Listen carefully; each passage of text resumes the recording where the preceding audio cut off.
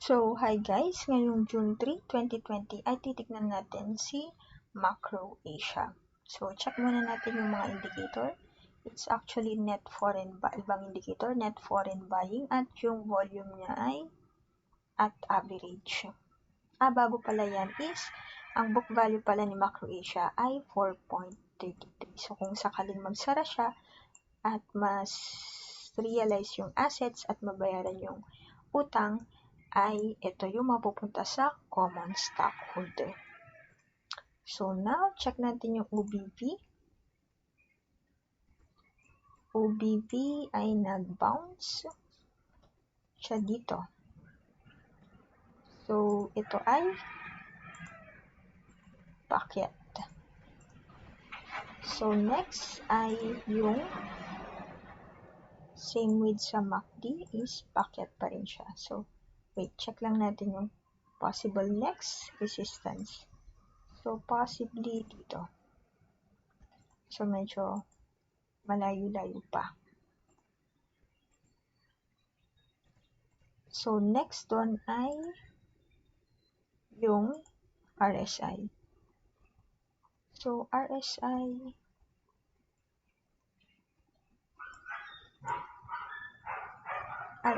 is nag-curve siya eh. Mukha siyang hindi siya diretsong up. Mukha siyang nag-curve na siya. So, baka balik siya dito.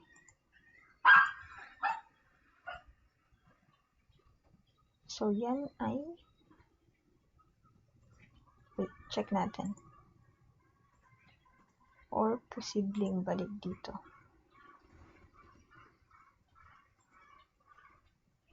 Sa 77.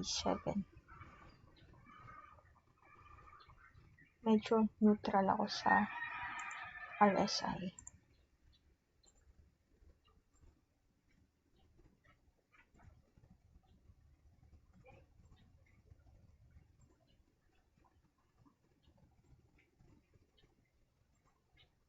So, check natin yung ayun no. Doji pala to.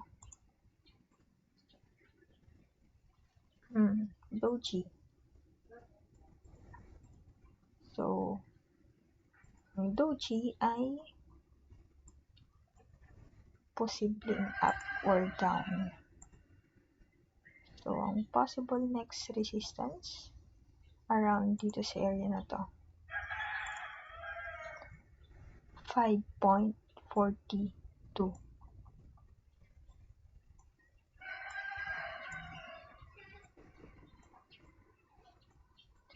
Tapos, posibleng support ay yung book value na 4.33. And, kung lumusot pa siya dyan, dito na sa 3.63. So, wait, check natin. Ano kasi ito eh?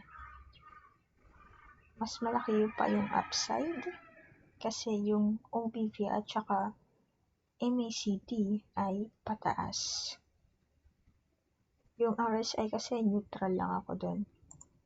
So, tignan natin to kasi doji kasi siya eh. So, next dun ay wala nang medyo malayo-layo na yung possible resistance. Check natin.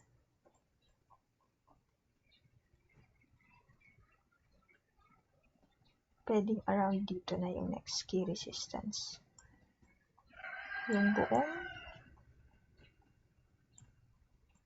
So, yun. Sakto. Kasi yung next dyan ay around 9 pesos na yung medyo malakas na resistance. Wait, check ko nga. Hindi. Dito naman.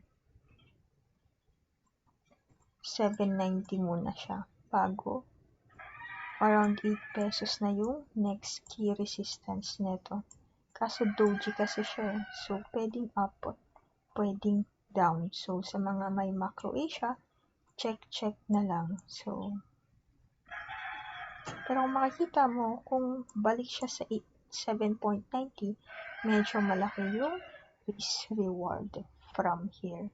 Pero Doji kasi, antayin mo na yung possible confirmation ng ng trend. Baka mamaya is mag-reverse. Kasi Doji, indecisive. Wait, check natin yung Heikin Ashi. Sa Heikin Ashi is pataas pa rin naman siya.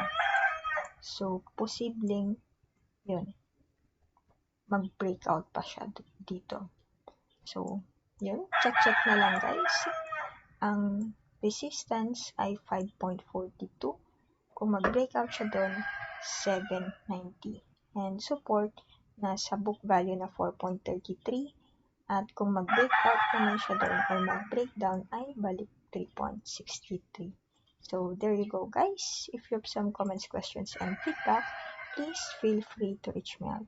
Thanks guys.